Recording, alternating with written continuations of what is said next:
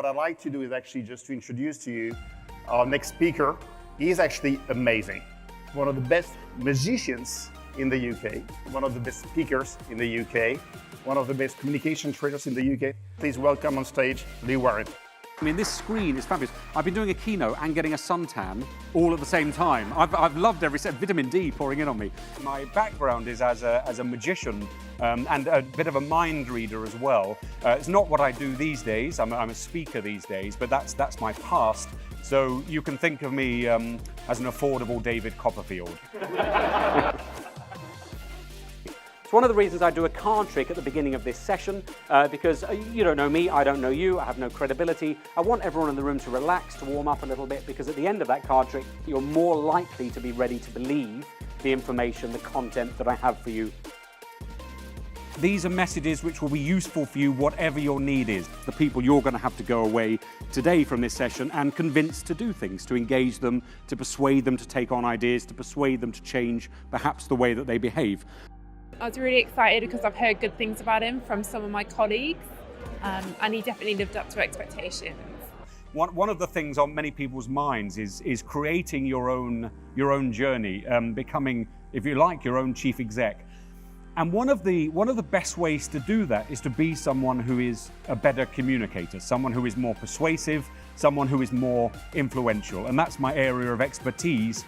What great communicators know, what great persuaders know, is that the framing of a message, how you organize the message, is as important as the message itself. The idea of framing is that there's not really such a thing as a good customer experience or a bad customer experience. There's not really such a thing as a true fact or a false fact.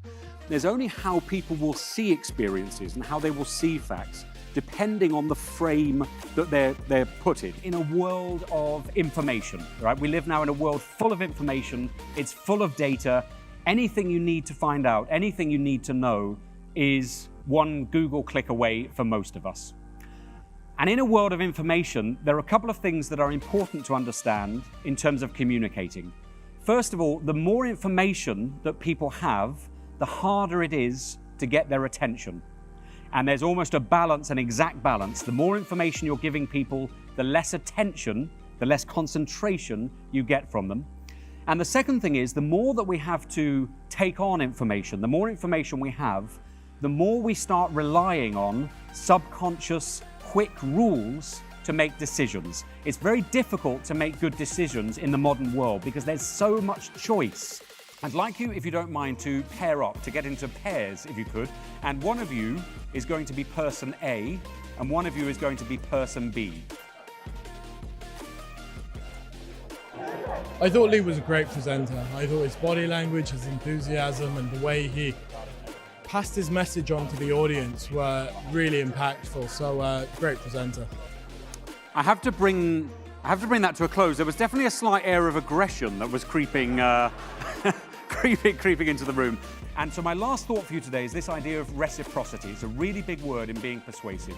Reciprocity is the giving and receiving of favors and work so that everybody feels, in the long run, all of us come out equal. All of us are winning. Don't wait until you need it to build reciprocity. It's been a real treat, and I've really enjoyed getting to know you all this afternoon. I'm going to take a bow, you go wild with applause, and I'll bring Antoine back to the stage.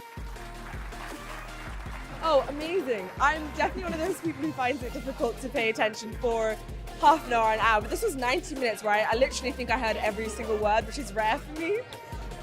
He definitely broke the mold.